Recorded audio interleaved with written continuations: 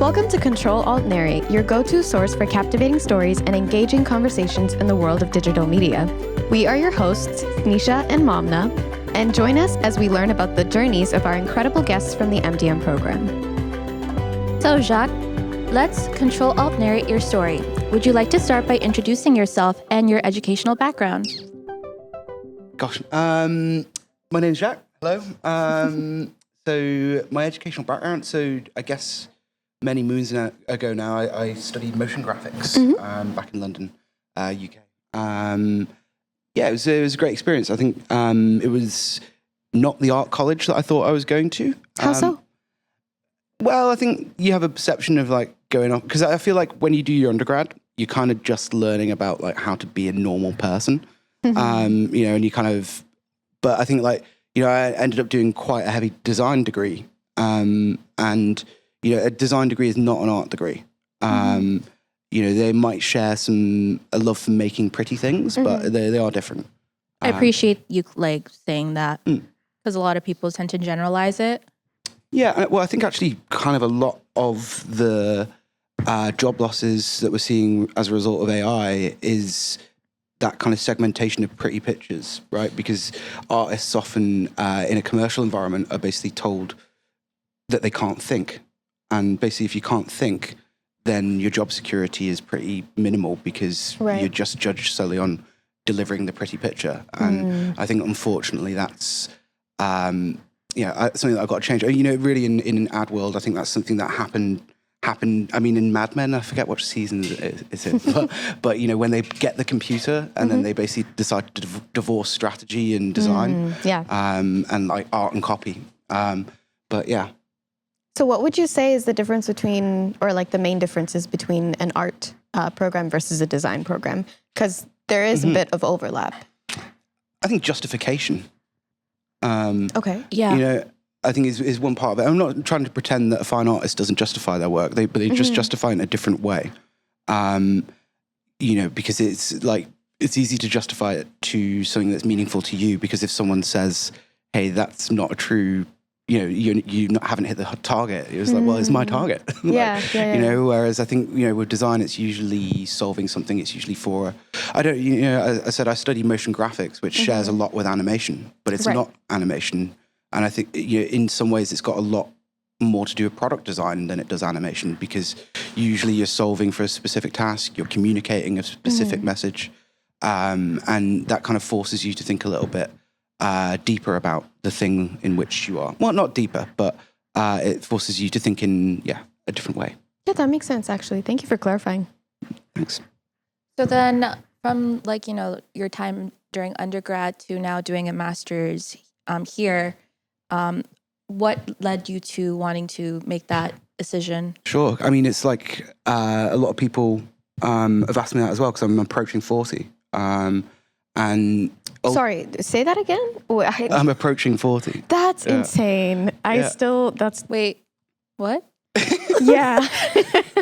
That took me a second to process. I mean, we're all approaching 40, but like... No, don't say it like that.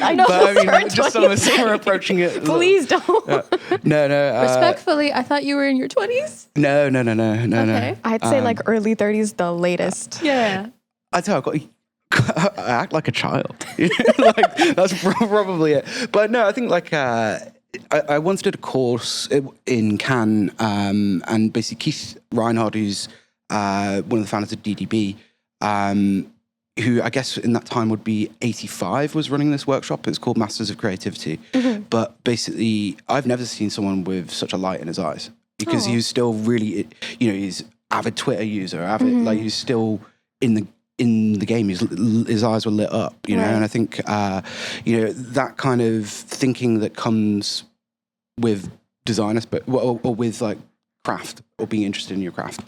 But I don't know. I also feel like, so just to get back to the question, why am I coming back? I think like working in digital is not like being a plumber. A sink is always going to break in the same way. I think digital tools ultimately have a shelf life of about 15 years. That's a great way of looking at it. They really do. I think you've got to reskill. I graduated just as motion graphics was really kicking off, like 2009-ish. And then basically that saw me through, that I could see the end being nigh for a lot of the technical skill that I have in the face of generative. But I put the lens on of my mum. So my mum started a web design company in the early 90s and, skipped to mid-2000s. By 2010, no one's making money making a website. Yeah. Yeah. And it's like, it's kind of like industrialization, it's like as the process becomes more known and flattened and democratized, it becomes less valuable because it's cheaper and quicker and easier. Yep. But yeah, it's just tricky because people spend a lot of money on education. I agree. Yeah.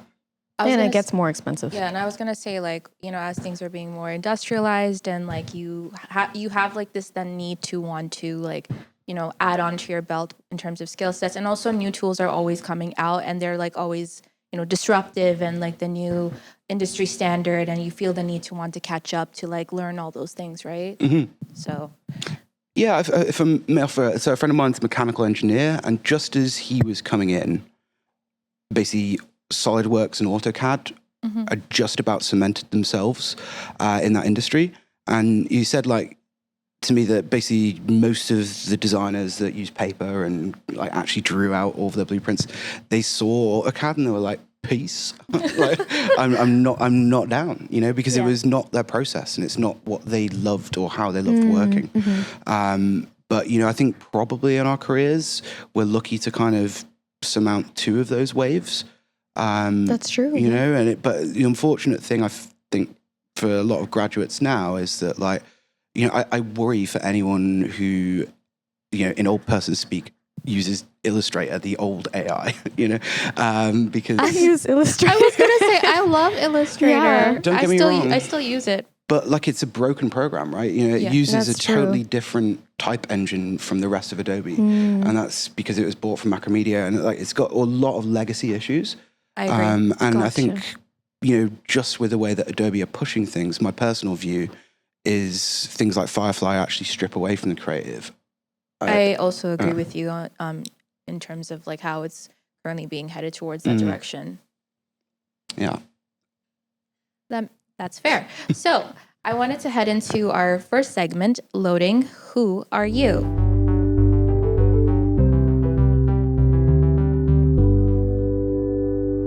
So you have a lot of experience. Tell us a bit about why you wanted to join MDM and what brought you here. Well, I have some good experience and some bad experience as well. Okay. Enlighten us, please. Do share. Yeah, no, I love hearing the tea. I think, ultimately, I've worked for myself since. I'm always working for someone, right? But I've worked as independent creative and freelancer since, I guess, 2016, 17. Okay. And moving to a new country as well as part is in the mix. But I think you need co-conspirators. Right. And I think MDM, being the interdisciplinary program that it is, draws a lot of people from a lot of different fields who are thinking in the same way. And I do definitely, and it's one of the reasons why I do work for I've chosen to work for myself is that I struggle doing the same thing every day. As do I. Yeah, it's if the moment I see even the semblance of a box, I'm out. Yeah. But also that even applies to in production. This has actually been a relatively recent discovery about myself that I've made, is that I actually, by the time I'm actually wrapping up towards delivery on a project, my brain's checked out. I'm actually not interested anymore. Wow. I don't have, the moment something goes live, I'll probably never look at it again, but I think the thing there is actually, that's not necessarily a bad thing. It's just, but I've also realized that actually as an independent person, I need someone who's good at finishing to be around me as well. Because, you need like an accountability sort of. Yeah, absolutely. I see what you mean.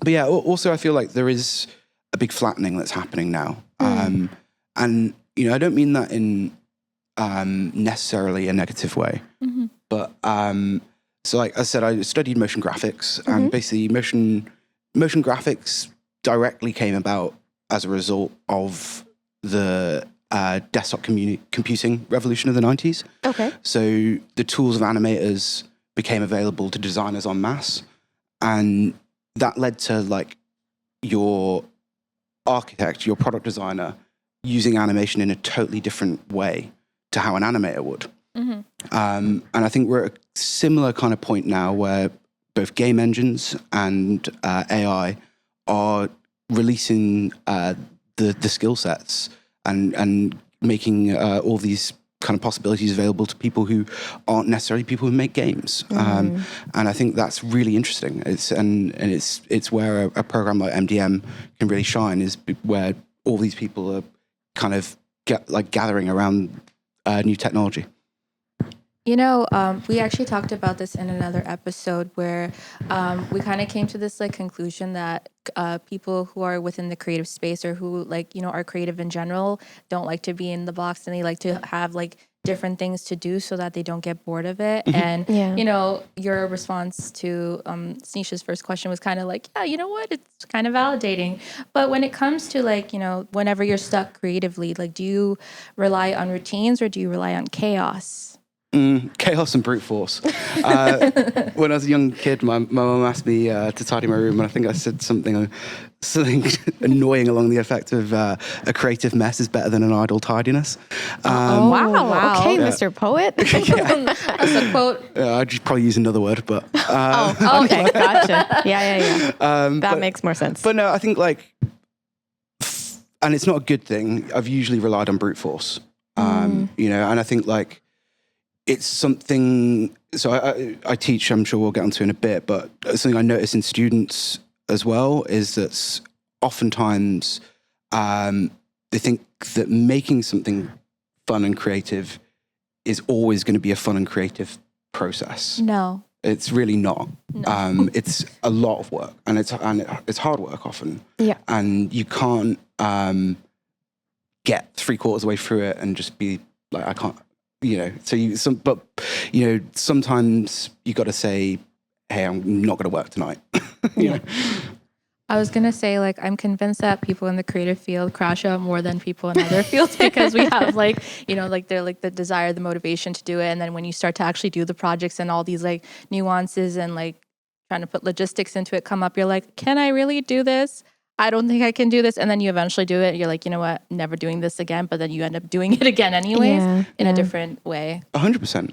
But it's through repeating and failing and trying that you get better, and you practice, and your craft becomes important. And I think the flip side of that, and it's one of the many problems I have with AI, despite working in and around it, but is that it removes, everyone has that pressure to deliver from day one, the moment they graduate, because they've got to keep up with the pace of how something comes. So there isn't time for a junior to experiment and fail in the same way. I think but I think, more broadly to your question there, I think that people in creative fields more often than not have a little bit more to prove in a way, because you're choosing to do something that might not necessarily, it's not being a lawyer or a doctor. It's not actually something necessarily that is making the world a better place.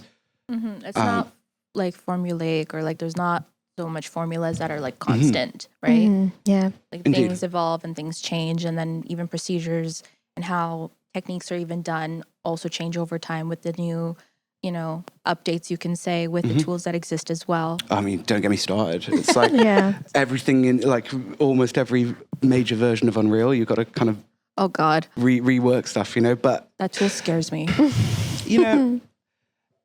I feel that's kind of every day is a school day, right? And I think something that's kind of blown my mind working in animation is I didn't realize how much maths I would need to know. Right. And so many different things that, you know, they should probably teach like maths through like trigonometry and you know, through that. It would be much more fun. Yeah, like, I agree. But yeah, I think, it's a difficult one because I feel like knowledge is changing, or like the importance of knowledge. I feel like, and it's one of the things, again, why I think we're all here on MDM, but is being a connector of things. Yeah, I think I is agree. probably going to become more important than knowing each of the things. Like broad and like shallow, not dare I say shallow, but like I feel like you've got to know enough to be able to speak to it. But in terms of actually getting into the weeds, I feel like that's perhaps less important. I see what you're saying.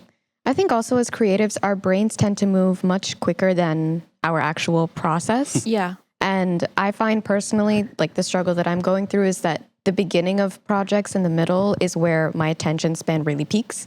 And then towards the end, like you were mentioning, I just kind of lose interest because I'm like, well, this didn't really feel as satisfying as I'd hoped. And then I kind of never want to think about it, look at it, open it up again.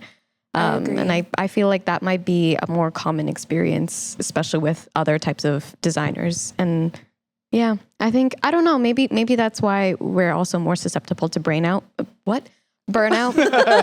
Speak of the devil. Brainout. Yeah, exactly.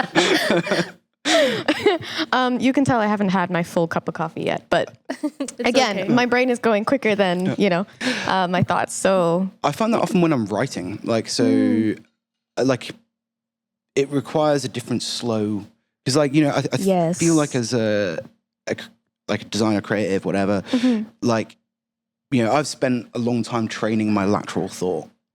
The ability to be presented with a concept and actually, instead of going down, going sideways. And I think like that connective thinking isn't something that is necessarily taught, but like it's like a subtext to most design problems, right? Where, we have to really like be strong on our critical thinking, I think. And then that's not, I wouldn't say it's not known, but I think there's not much weightage put to how much you need to actually, or I guess what process goes behind being a creative. Like we were comparing to other fields that are kind of automatically accepted as like a norm, as like a brilliant career in society. And creatives don't really have that luxury. So we have to go the extra mile to prove that, hey, no, we are also, worthy of being noticed, of being given recognition and so on. I agree. I was going to say that, like, I find that a lot of the burnout happens in the process of like finding out how you can, like, when you have like the vision in your head of how you want something to be created, there are different methods to make the different pieces. And I find that the process of putting the pieces together is where the burnout happens, because sometimes, for example, if you're coding, like the code doesn't add up, or one thing works and the other thing doesn't, or like this didn't look as good in like, in the tool that I'm making it versus how it looked in my head, or maybe this isn't logically how, it's supposed to be. And like, there's a lot more, I think it's a lot more nuanced and more, there's just a lot of moving pieces. And like you said, because we're thinking so fast and, deadlines in the creative field are crazy. It's like, you have to do, there's like this sense of urgency as well. So that and the combination of everything else leads to burnout, because at the same time, we're trying to prove ourselves. Yeah, exactly. What's something that you learned about yourself recently that surprised you?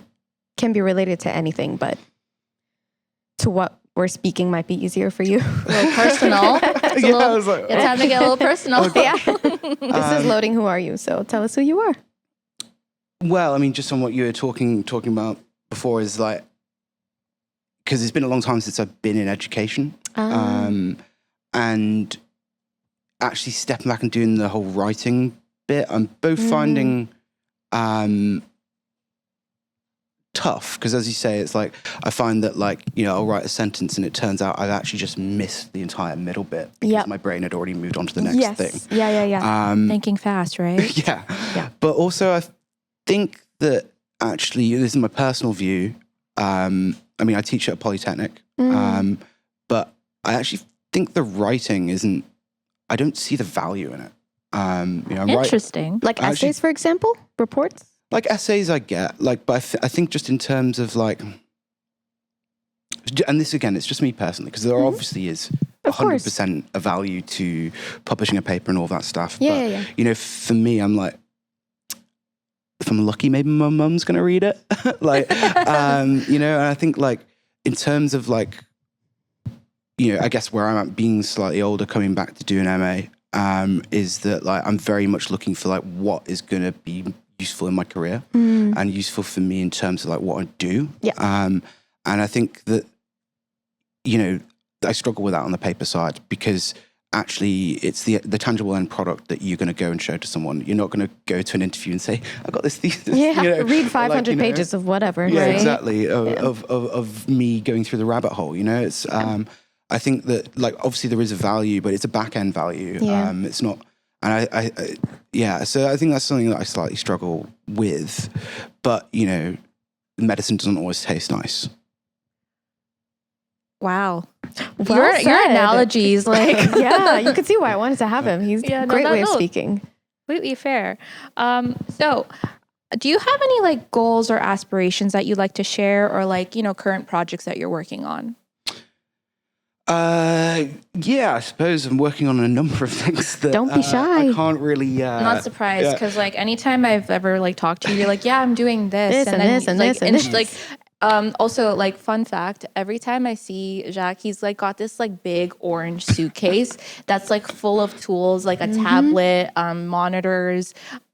He's always got Touch Designer running, and I'm like, you carry this stuff like every day. Like anytime I've seen him, he's just got like lugging around a whole suitcase of just tech equipment. So it's got weird. I mean, look, I've wanted a Pelican for a long time, but no, I think that's a product of me working. So I've spent a lot of time working in events, and you know, I'm very interested in installation work.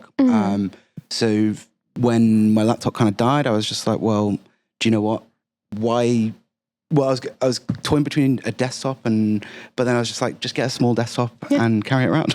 Like, I mean, that's a out of the box thinking. So I think it's got a lot of compartments. well, out of the suitcase, out of the suitcase thinking. Yeah. I mean, yeah, where else am I going to store all my Ethernet cables? You know? No, that makes sense. You actually did. I remember, like in our Discord, you posted a link to an installation that you did recently. Yeah, it's beautiful. Did you want to talk about that? Because like that was stunning. And your raccoon game. Oh gosh, yeah, so much. yeah. So I don't know about that. Yeah, so just on the first one, I suppose. So in 2022, I was hired to do the visuals for a series of, I think it was 6 events, but it was basically driving LED walls of some nightclub venues internationally. So there was we did one in Paris, which was crazy. It was a 30-foot LED, and then I think there was 19 different kind of LED totems, and I was basically controlling them all from one hub running Unreal Engine and Touch Designer. But anyways, for one of those events, me and a friend, Jonathan Elizabeth Perry, basically shout out. Yeah, indeed. Yeah, so we basically made it was. The first iteration of it was 6 foot by 6 foot LED matrix. So there's 1,000 LEDs in hanging string lights. But basically, what he's a mechanical engineer, but mechanical, industrial mechanical. I'm just the one where you double-checking. don't wear a ring. Gotcha. Okay. Yeah, basically. So I thought they all did. I thought so too, but only I guess if they're married. Oh, but no. So yeah, he did all of the soldering work. Okay, very nice. And the actual kind of electrical work. But basically, I made a software solution so you could drop a 3D model inside the space of these LEDs, and it would light up the LEDs. Ooh, that's amazing. okay. Wow. But you know, you were talking about mass earlier. Like that was I don't know. It was a wild 2 months, but it's great. We got paid to do it, and so that kind of sat in storage for about 2 years. And then last year, with some grant money, I rebuilt the thing with an actual decent frame. And what I did was kind of mad, and actually a thing of happenstance, because the Python person who I had lined up to help me with some Python, because initially we were going to get it to talk to a data set so that the lights would light up the data. I see. Okay. But So technical. Like I'm just thinking about how all the things that must have gone behind. I mean, well, that actually didn't end up coming to fruition. Fortunately, okay. I mean, like we were pushing a couple of ways. Fortunately or unfortunately? Fortunately, in a way, because because I I don't consider myself a programmer at all. Really? Yeah, not at all. I've come at it through, and we'll talk about this in a minute because it's just a whole different sidebar. But basically, if what was I fucking saying? Sorry, space The killer. project Number not one. coming into fruition, yes. and then There you're we not a go. coder. So I couldn't actually get it working in what was sold because I don't have a huge, or at least at that point didn't have the Python knowledge to do it. But what I did instead was I made it so you could talk to ChatGPT through the lights. Yes, I remember this. hearing about that. Yeah, it was and I kinda was mad. like, I was like, that is insane. I wonder how that would have worked. Do you know what? Really kind of simple in the end, really. So it relied heavily on a wonderful plugin for Touch Designer. You and your Touch Designer plugins. I mean, yeah, you can't really call them, like I called it a plugin, but I suppose they're components. I think one of the things I love about Touch Designer is it's very anarchistic. Is that how you say it? Anarchistic. Anarchistic. Yeah. Like it's very open source. Everyone's sharing things. It's a site of not just creative work, but research work. But basically, within it, you can take spreadsheets and turn them into 3D. You can turn them into chop data. You can basically transpose between one medium and another medium very, very easily. Okay. So basically in Touch Designer, there was an API call going to ChatGPT, and then the response was coming back into Touch Designer, then going off to 11 Labs, which was turning that into audio. And then the audio, when it came back, was basically driving the sound wave was driving the lights, but then simultaneously your conversation, because like you could speak through a microphone, so it was also doing transcription with ChatGPT's Whisper. Okay. So Holy crap. This is like a very big brain project. Yeah, So many moving pieces. I know. But yeah, do you need to understand them all? I don't know. Like as long as they're moving, No, that's fair. But No, it's still really cool though. Yeah, I think like what I found from it though, so like this is where, as a creative, I often struggle with a blank piece of paper. And this installation, right, I hadn't, because like between soldering it and doing all that development work, I hadn't really thought about the physical UX of it. I hadn't had time. Right. And basically, if you ask people with no like pre kind of context to just go ask a big 1,000 LED light installation anything they want. Yeah. Like people don't know what to say, people don't know how to be. People want to be Alice, but they need to be led down the rabbit hole. You can't just like expect them to understand whatever your wonderful world is with no with no greeting. Because they don't see it the same way you do unless you introduce them to seeing it the same way you do. Yeah, I agree. Yeah. But tell us a bit about your game before we move on to the next segment. I heard you made a raccoon game. I'm like, raccoon? It's so cute. The Trash Pandas of Toronto? I know, it's adorable. Tell me more. I saw a raccoon after seeing that game and I was like, okay. So it's a full circle moment. I occasionally will see like, if I haven't worked on it for a month, I'll see them outside and I'm like, be like, this is a reminder. They're haunting me. So, I mean, it initially started as a project in 2022. Okay. I was briefly doing a course at George Brown in game design. Okay. Through a whole host of visa and COVID related issues, I had to drop out of the program. I'm sorry. But they kind of just went to the sidebar for about 2 years. But it was originally made in Unity, and basically kind of through the last how many years has it been? 5 years? 4 years? 4 years? 6 years. Sorry. Long time. Long time. I've been using Unreal pretty much every day. Gotcha. And, it's been on my radar to want to transpose all of that work into Unreal. And that's basically something I did over about a month over Christmas. It only took you a month? Yeah. I mean, so the model and the rig was already there. Okay. But in terms of actually building up the actual infrastructure, because like at the moment it just has the infrastructure. Right. The pieces of the puzzle which will eventually hopefully make a game. But yeah, I've had to go work on something else. But they're still scratching around in my attic. So okay, if you were the raccoon, explain like what the game is. So, like in one sentence. Oh gosh. Well, Advertise your game. Is there a playable demo?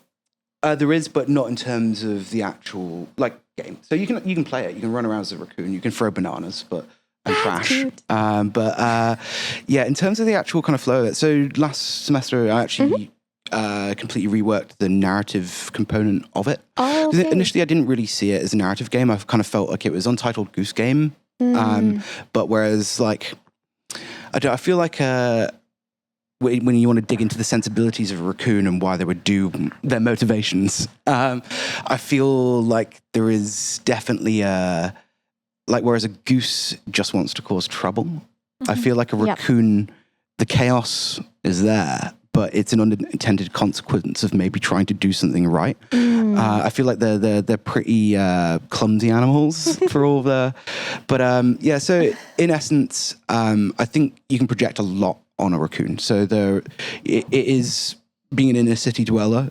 and a displaced creature. Yeah, very displaced. And if you see a raccoon in the daytime, more than likely it's going to have distemper. Unfortunately, yeah. And I think I mean, without getting into it, I kind of rewrote it as a bit more of a story where actually there is a government initiative called Reclaim, which is the Regulatory Executive. Oh man, I got it. Oh, you titled it. Oh, wow. Yeah. Okay. I'd have to get my cheat sheet out there. We'll put it on the thing after. Yeah, I don't know. Yeah, I can't quite remember it. That's all right. You tell us later, and we'll put it up on the screen. But yeah, anyways, that's such a thoughtful story behind. That's so wholesome. I mean, it's sad. It's sad. Yeah. Sad, but it's very emotional. But yeah, I think making games is fun, but it's a lot of work, right? So I think ultimately, what I really enjoy about the process of I love making tools. And a great bit of advice I had early on and when working in interactive is, and you see it a lot through any kind of social platform as well, where it's like there's a lot more money to be made making tools to help people make games than there is making games. Maybe I'll go into that. Because by and large, most games fail. Yeah. But the thing is, everyone wants to make it. Exactly. And, I guess this is like designer versus artist, creator, auteur versus, in a different indie games versus AAA. Yeah. Yeah, I think the long and short of it is that you can have a whole career without having to put yourself at risk and jeopardy. Yeah. Without actually making your own product. And actually your product is helping other people make their products. And I think it's a bit more stable, but also you can get paid to go in deep. Yeah. And also your product can always evolve to meet user needs, and that's true. That's true. Doesn't get left behind. Yeah, as long as you have the mindset of wanting to make the product better, unlike some who just choose to stay in their ways and have legacy issues. Yeah. Legacy issues indeed. Right? Okay, so going on to our next segment, Control Hot Take. Okay, so if you could delete one motion design cliche from the internet forever, what would it be? And why is it probably liquid morph transitions? I mean, so is it bad that I just want to say After Effects I want to delete? No, I just want to delete all the software. I think why? it's broken ultimately. Okay. It's like I used it recently, and like I think I nearly cried 10 times. So I completely understand your I point. haven't ever used it, so I think you don't I'm- want to use it. Oh gosh, okay. You would, no. as a user of it for around 15 years, and if not more actually, its render engine is broken. Like you can, when you look at what Unreal can process frame to frame, and After Effects can't cache 2 frames of video. I'm like, it's staggering that it can still be like that, really. But in terms of like deleting, I don't know. I feel like there's place for everything in terms of That's a style. nice In way terms of of style, looking at it. Okay. I think the things that bother me more so are workflow oriented. Gotcha. In That makes terms of sense, yeah. output, I think everything. He's making up for the slight roast towards his visual effects by Well, bringing his something work in post. process is So more I'm intensive actually- than anything. I'm actually saying just back on the VFX thing because I feel like I need to qualify. No, here. no, it's fine. I'm just teasing. I know. But no, I think like the right way is the way to do it. But I think the right way just is different depending on what part of the industry you're in. Yeah, that's But fair. What is one thing that AI should never be allowed to create? Do I have to pick one thing? Yeah. Oh well. Well, Pick one, and then you can list your top 3. Oh God. I mean, look, the real worrying thing, right, is like, when photography came about, a lot of painters lost their work doing portraiture, right? And this is kind of fine when we're talking about surface effects or outputs, I guess. But like one of the big problems I see is the fact that like AI does allow us to delegate our thought processes. Yeah. And like, I think it's really important, like going forward, that because there's no doubt that so many parts of what we do are going to be automated by AI, but it becomes really important for us to ring fence the bits which are important for us to keep hold of. Because, ultimately, I think my most worrying thing is I've spent a lot of time training as a communicator, and I'm not going to pretend that everyone who's a designer is politically aligned. Yeah. I'm not going to pretend that everyone's left wing. I would say as a designer, by and large, though, you tend to be a progressive. And by that, I don't necessarily mean you're aligned in where you're progressing, but you're always trying to make something on top of something else. Right. Yeah. And just to finish the thought, I suppose, is that, we're now in a state where a right-wing group or an extremist group can go to ChatGPT and say, I am trying to affect this audience with this message. What's the most effective way of me changing their opinion? And previously, they would have had to hire a communicator to do that. That's true. And I would argue that most of them didn't because A, they wouldn't find someone who would want to do it. Yeah. But also, I think that they would have found that person to be beneath them as well. Yes. And I think like the role as a designer and as a communicator is not necessarily to, the primary goal is not necessarily to make the world a better place, but I think that the obligation should be to. Yeah. And I think AI, what I worry about it is the more powerful it gets is that it allows access to people to emotional intelligence, right? Because that's what I worry about too. Yeah.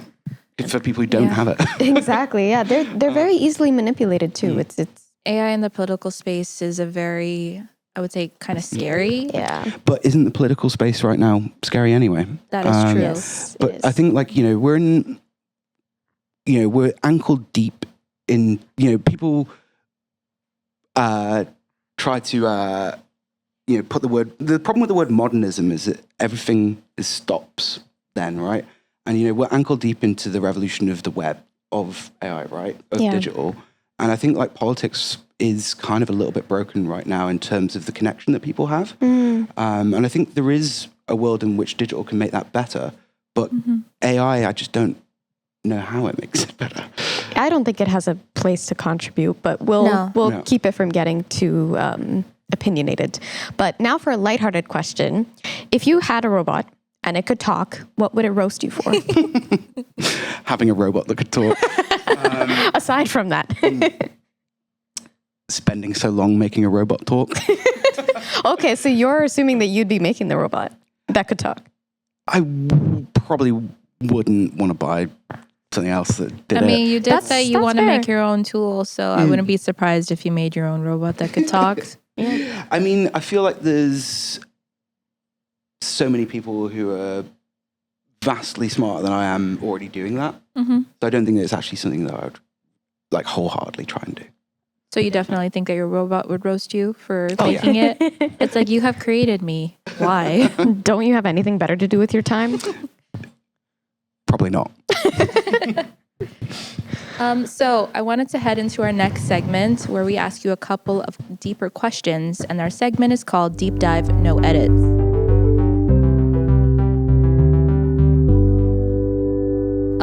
Is there a person that inspires you? I think probably the first creative director I worked with, Paul Simon. Shout out to you, Paul. Yeah, Paul. I mean, look, with the name Paul Simon, you're already doing something right. Shout out to you, Paul Simon. But yeah, aside from his color coordinated turtlenecks and socks, I think basically what astounded me about working with Paul was I've never met anyone with the same ability to bring a brilliant idea out of someone else's mouth.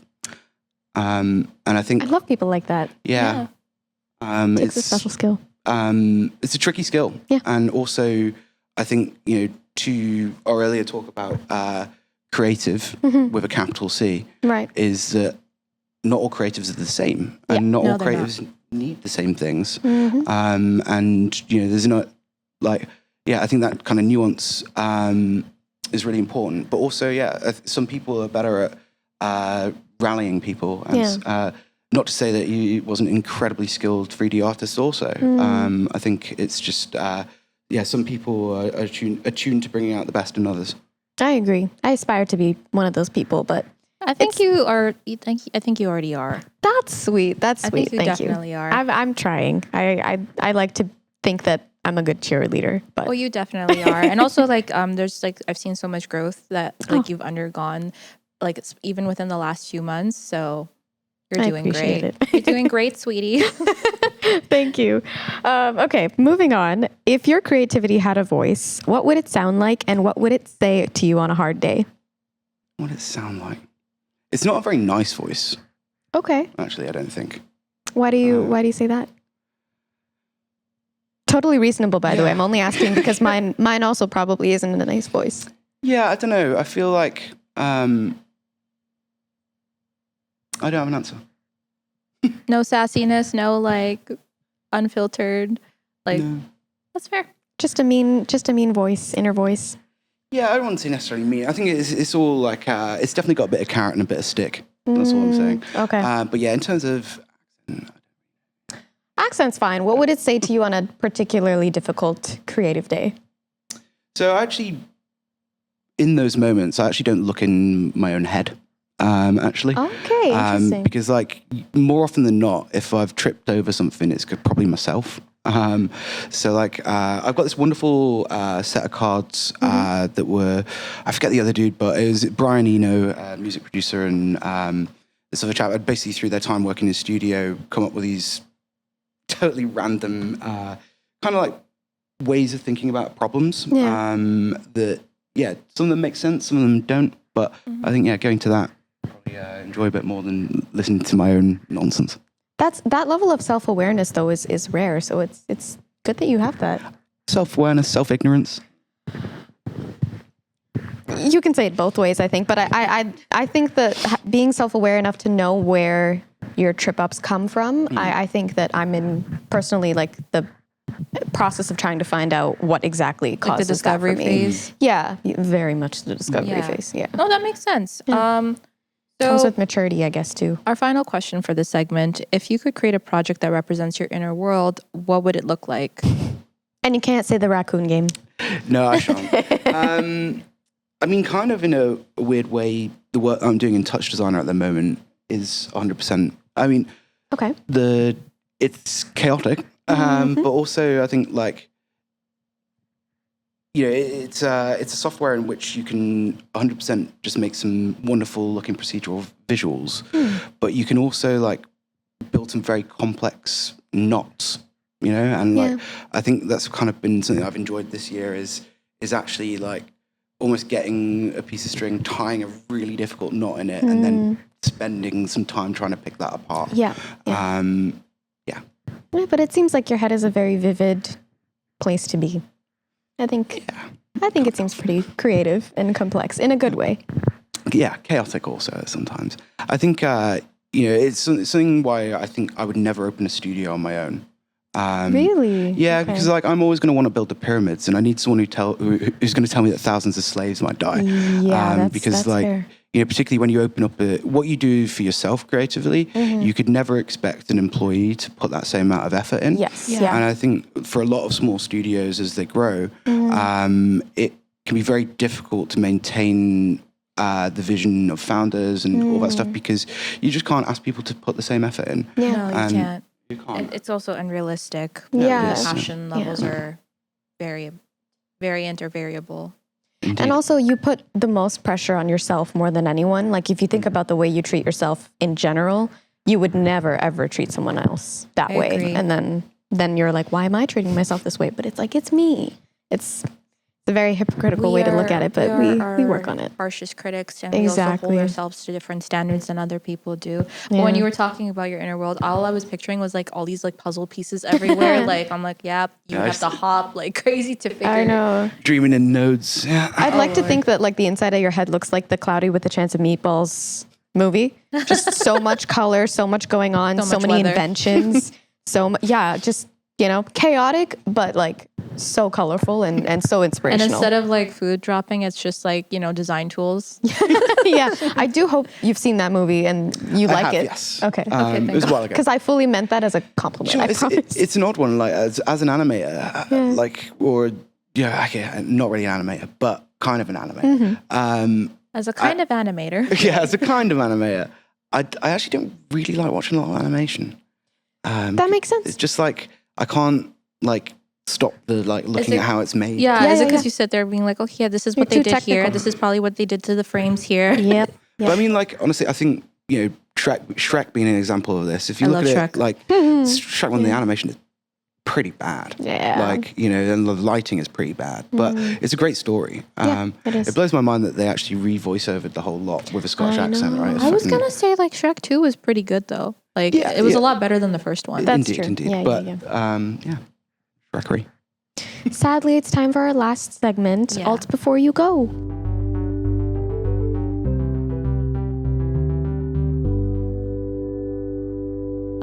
So what is one thing you wish people would hype up more? We're just throwing these questions at you. Yeah, I'm I not very know. good at these off the cuff ones. I would argue otherwise. I think Yeah, you've been doing no. great. But more. Your analogies are like insane. I know, right? We just need a bunch of like 5 top Jacques quotes through the thing. Compilation. Yeah, just a TikTok quickly. Can we come back to Yeah, Sure. of course. Next one. What is something that grounds you when you're overwhelmed with your work? the cat? As in, My cat. you have a cat? Oh, 100%. Hey, fellow what's the cat name? person. I understand. I It's gonna understand. be. I'm a dog person, but I respect you both as people. That's the most I'll go to. Why'd you say it like that? I've always felt that What's your cat's name, by the way? Arthur. Of course, I see that. I see that. Indeed, because then you can go Arthur. I don't understand necessarily. Well, for a while, I didn't understand why you had to make that choice between being a cat person and a dog person. I don't But think you need to. No, you don't not need at all. to. You but- could be a both person. But I feel like for me, dogs made the choice for me. like- See, I think cats made the choice for me, Yeah. so we're like in that sense. Yeah, I also think I'm just an overly affectionate person, and I need like physical contact whenever I see a fuzzy thing. So No, if completely if the, understand. There are some yeah. cats out there that are like that, but I dogs know, are but it's like easier. they're so picky, and dogs just like everyone, and I feel like I just need that kind of loyalty. You know what I mean? Have you ever seen a sassy husky? Yes, and I loved them. I had a sassy husky. Right. She loved me. Also, I named her Rain. She was great. Aw. I love her so much. But yeah, So- I just feel like I need that kind of constant love. I think it's just a great example of like selfless love, and I think I need that on a hard day. No, that's completely understandable. And like, I was gonna ask, like, what does Arthur do for you? Like, what is something that Arthur does that really like brings Brings you back? comfort. Yeah. Well, I don't know if that's necessarily what he does. He's got this ridiculous habit of. He grounds you by just existing. Like, no exactly. cats. Like, See Arthur, you're instantly calm. Yeah, I feel Arthur, like yeah, he's there. Oh, okay, I'm cool. Everything is fine. it's like being a train spotter, you know? Oh, yeah. Just checking it, the world comes in on time. Aw. Yeah, I mean, he doesn't necessarily do anything, really. He does paw. So you'd like that. He does what? Paw, like a dog. What does... Oh, like the... that's cute. That's so cute. Oh, I would like that. Yeah. I just want a pet. Can you tell? Okay. Anyways, back to the first question. If you feel like answering it now. What would, wish people hype up more? Honestly, I feel like it's... So I'm off social media, right? So I don't understand hype. All my hypes, what is something that like within the creative space or even like in your real life that you wish people appreciated and be like, yeah, you know what, this is so great. Like this improves my quality of life. People should appreciate this like I do. Yes. That's a great way of explaining it. Yeah. I don't know if that's like more or less nuanced, but a good chair. yeah. You know what? I agree because my work chair right now at home is so painful and so uncomfortable. I have to like hit 3,000 yoga poses to just feel comfortable in it. First thing I did when I moved to Toronto was took myself to, sadly no longer where it was because it was a wonderful location, but to Barry's used office furniture. And got myself a second-hand Herman Miller, and it's the best thing I own. But the great thing is like they don't make these chairs anymore. No, they don't. Yeah, they don't. But their resale value, I could sell it tomorrow for the same price I bought it. Yeah, That's crazy. But good chair. Wow. No, honestly, like as like you get older as adults and like you work, like evolve your desk spaces, like the chair is like the one thing you should have that is actually comfortable because you're sitting on that all day. Yeah. So good on you for getting that chair. I know. Got to be done. Yeah, you got to have comfort before you can get your brain to brain.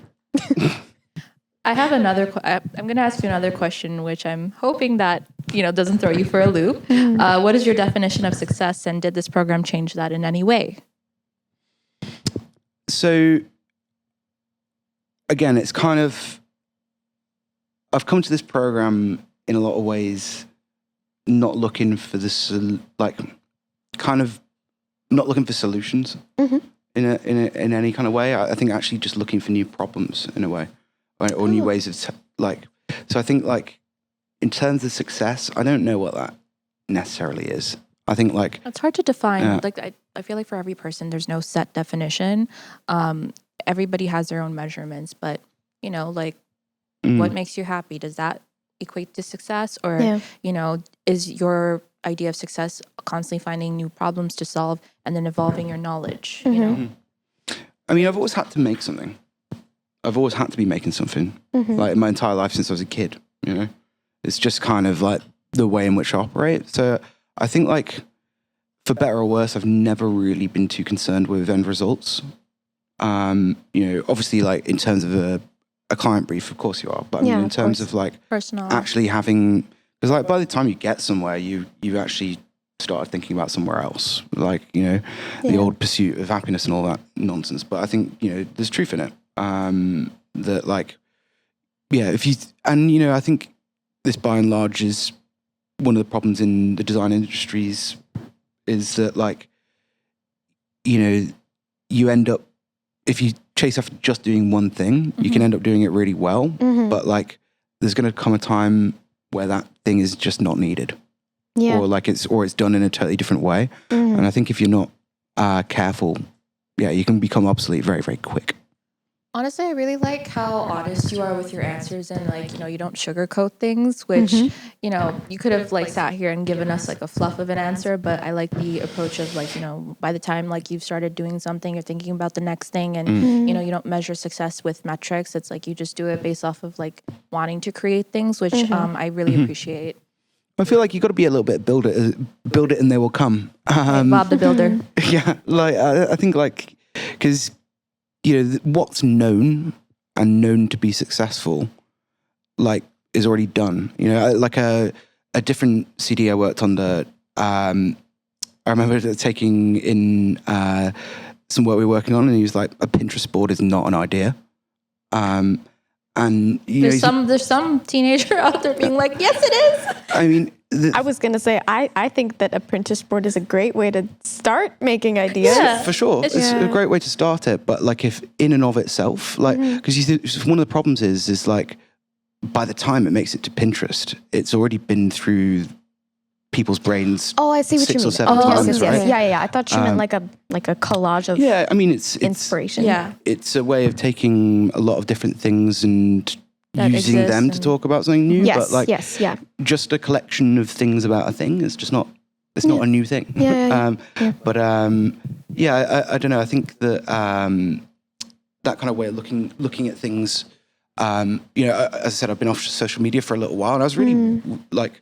It's been about 6 years now. I was really worried at first that I was going to lose touch with the designers I'm interested in, like the fields I'm like interactive. You still find it. You still find it. If you care about it, you still find it. Yeah. And I think also success looks different for everyone. And I just don't think it should be a concept, because everyone has their own mindset of what looks like a pass or a fail for them. And I think failure is also a version of success. As cheesy as it sounds to say, I feel like those two should not be concrete definitions that are just taught to kids in school. 100%. I feel like succeeded, you it failed. severely relies on like what the capitalist success or the capitalist mindset or version of success is, and they kind of just feed that into you. And then the older you get, you kind of like start questioning it, and then you end up finding yourself. Yes. Yeah. So if your creative practice could take on a physical form, what would it look like? Spaghetti. I like that. That's I told you, cloudy in the middle. No, it's like cloudy in the. It's going from like chance of- puzzle pieces to like circuits now, because like, the lights and the project that. Wait, what is the movie called? Cloudy and the Chance of Meatballs. Cloudy with a Chance of Meatballs. I got it. I was so stressed because I was like saying Cloudy and the Meatballs or something. No, you said it right the first time. The first time, but this time I was like Cloudy and the Meat or something. Wait, I don't know what I said. Isn't it Cloudy with a Chance of Meatballs or Cloudy and a Chance of Meat? Am I saying it wrong? I think it's No, maybe it's Cloudy with the Chance of Cloudy and with. Oh, okay. So I wasn't wrong. No, you were wrong. I was wrong. I don't think you. As I don't even always, think you as always. vocalized it. You were thinking it. Maybe not. But then you're like, Maybe. I don't even know. But that's a great answer. Thank you for answering spaghetti, because it's also one of my favorite spaghetti meals. with just sauce or spaghetti and meatballs with like cheese on top, just a tiny bit of butter. Ooh. like just spaghetti and butter. Tiny bit. And like a little seasoning or no? Maybe a bit of salt. Okay. Okay. Tiny. That's not seasoning. No, it's not that like play. No, Kind of sounds like carbonara, but like mild. Yeah, I just feel like a certain amount of sauce on the brain, probably not a good idea. Okay, fair. Hey, we can't judge. That's just how you imagine your creativity. We asked you the question. We have to accept your answer. That's the physical form. We're very accepting here. Exactly. But, Exactly. That brings us to the end of our episode. Thank you, Jacques, for being here. Honestly, Pleasure. it was a pleasure to have you on our podcast. And It really was very insightful. we really appreciate you taking the time out of your very busy life, by the way, to come here and answer our questions and tell people about you. Lovely. Yeah. Well, thank you very much. Of course. It was a pleasure having you, as she said. And thank you to our audience for listening. Please check out this amazing guest. And we will see you on our next episode. Bye. Bye. Thank you.